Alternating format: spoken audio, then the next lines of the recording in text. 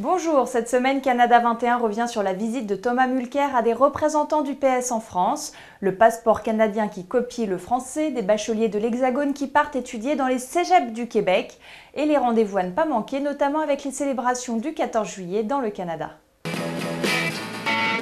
La catastrophe ferroviaire qui a provoqué la mort de 50 personnes à Lac-Mégantic, à l'est du Québec, dans la nuit du 5 au 6 juillet dernier, a prouvé que la compagnie Maine et Atlantique, en charge du convoyage, n'était pas habituée à gérer les crises, surtout pas en français. Son communiqué dans la langue officielle du Québec, manifestement traduit par un logiciel, est à peine compréhensible, rapporte le site internet du journal Les Affaires. Le texte de 7 paragraphes contient au moins une quarantaine de fautes de syntaxe et d'orthographe.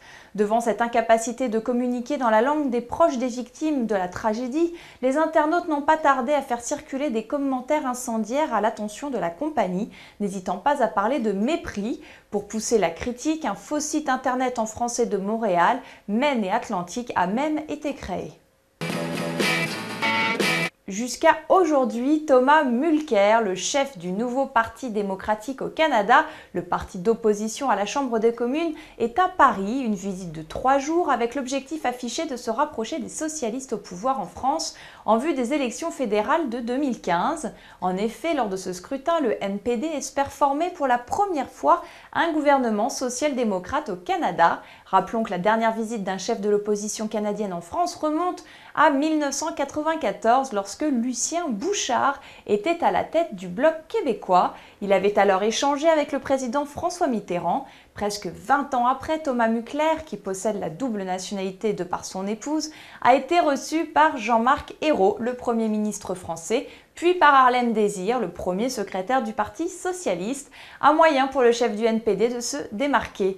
Encore plus de Stephen Harper, le Premier ministre canadien, qu'il décrit comme isolé sur le plan mondial, alors que lui reste persuadé que le Canada a beaucoup à apprendre de la France.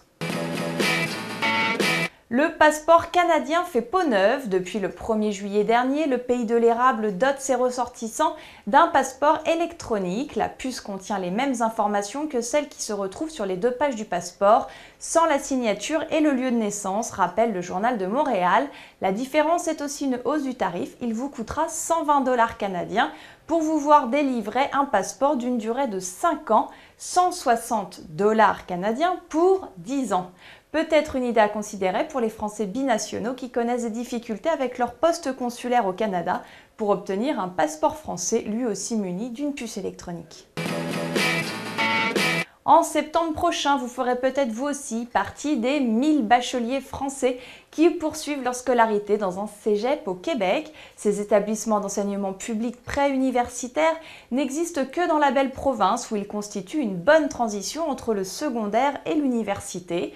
En vertu d'une entente signée entre la France et le Québec en 2008, le DEC est reconnu en France comme l'équivalent d'un BTS ou d'un DUT. En pratique, les cursus techniques comme l'informatique, le génie chimique et mécanique ou encore infirmier sont souvent très plébiscités par les jeunes Français car ils ont l'avantage d'être très axés sur l'aspect pratique grâce à un lien direct avec les entreprises. L'autre argument, c'est aussi que les étudiants de l'Hexagone jouissent des mêmes droits que les Québécois avec la gratuité des études et de l'assurance maladie. Une nouvelle raison qui devrait continuer à pousser les jeunes Français à l'expatriation.